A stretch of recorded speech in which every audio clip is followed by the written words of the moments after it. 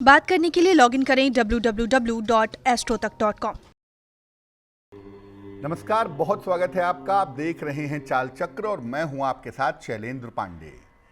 आषाढ़ महीने के शुक्ल पक्ष के साथ एक विशेष पर्व शुरू होता है, एक विशेष अवसर शुरू होता है जिसे कहते हैं गुप्त नवरात्रि। और कल से गुप्त नवरात्रि की शुरुआत होने जा रही है। गुप्त नवरात्रि का मामला क्या होता है और गुप्त नवरात्रि में एक आम आदमी कैसे पूजा उपासना करेगा, आज इस विषय पर चर्चा करेंगे।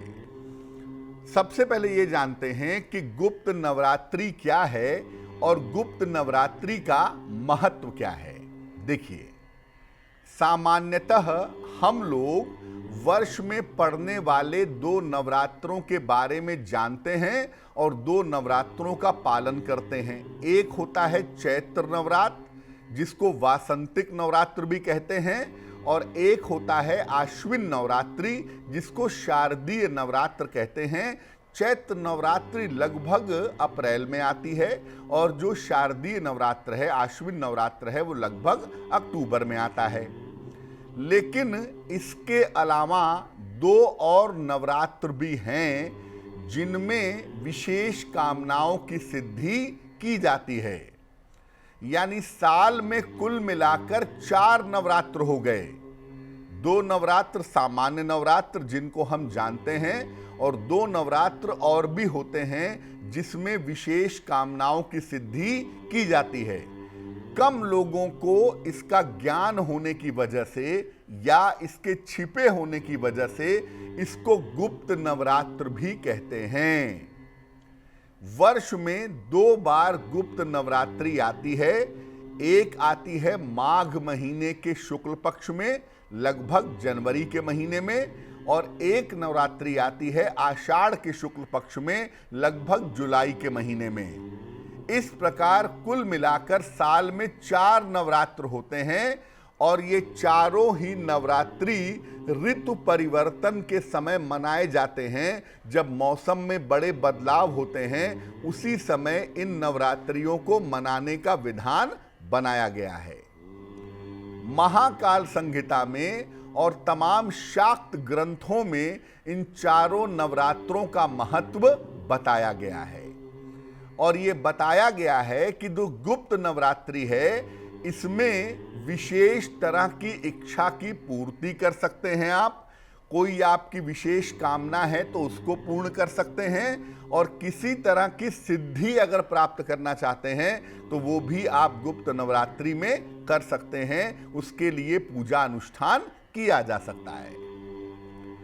इस बार आषाढ़ महीने की जो गुप्त नवरात्रि है वो 11 जुलाई से है, यानी कल से है, और ये 18 जुलाई तक रहेगी। ये नवरात्रि का समय होगा 11 जुलाई से लेकर के 18 जुलाई तक। अब आपके मन में ये प्रश्न आ रहा होगा कि जो सामान्य नवरात्रि हम मनाते हैं या जो सामान्य नवरात्रि का हम पालन करते हैं, उसमें और गुप्त नवरात्रि में अंतर क्या है। सामान्य नवरात्रि भी प्रभावशाली होती है और गुप्त नवरात्रि भी प्रभावशाली होती है। इन दोनों में मुख्यतः अंतर क्या है। देखिए, सामान्य नवरात्रि में आम तौर पर सात्विक और तांत्रिक पूजा दोनों की जाती है। जो सामान्य नवरात्रि होती है, अप्रैल वाली और अक्टूबर वाली, इसमें सात्विक पूजा भी होती है और तांत्रिक पूजा भी होती है। वहीं गुप्त नवरात्रि में ज्यादातर तांत्रिक पूजा की जाती है, ज्यादातर विशेष साधना की जाती है, ज्यादातर गोपनीय साधना की जाती है, तंत्र साधना की जाती है गुप्त नवरात्रि के मामले में। गुप्त नवरात्रि में आम तौर पर अपनी पूजा उपासना के बारे में ज्यादा लोगों को नहीं बताया जाता, ज्यादा प्रचार प्रसार नहीं किया जाता। वैसे तो देखिए, सामान्यतः आपको अपनी पूजा उपासना को गोपनीय रखना चाहिए, लेकिन गुप्त नवरात्रि में विशेष तौर से साधना को, पूजा उपासना को गोपनीय रखा जाता है।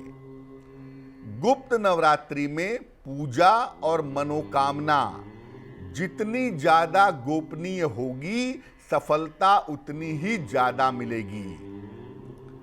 वैसे तो गुप्त नवरात्रि में साधना को गोपनीय रखते हैं। आप क्या पूजा कर रहे हैं, क्या उपासना कर रहे हैं, कौन से मंत्र का जप कर रहे हैं, ये गुप्त नवरात्रि में सामान्यतः गोपनीय रखा जाता है। लेकिन मैं आपको एक बात और बता दूं कि भजन और भोजन वैसे भी गोपनीय रहना चाहिए। सामान्य जीवन में भी आप जो भी पूजा करते हैं, जो भी उपासना करते हैं, ये सब प्रदर्शित मत करिए।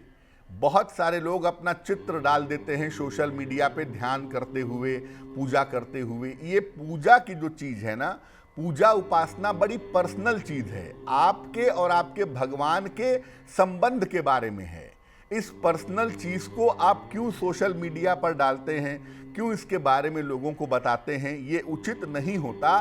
साधना और पूजा जितनी गोपनीय रहेगी, उसका प्रभाव, उसका फायदा उतना ही ज़्यादा प्राप्त होगा।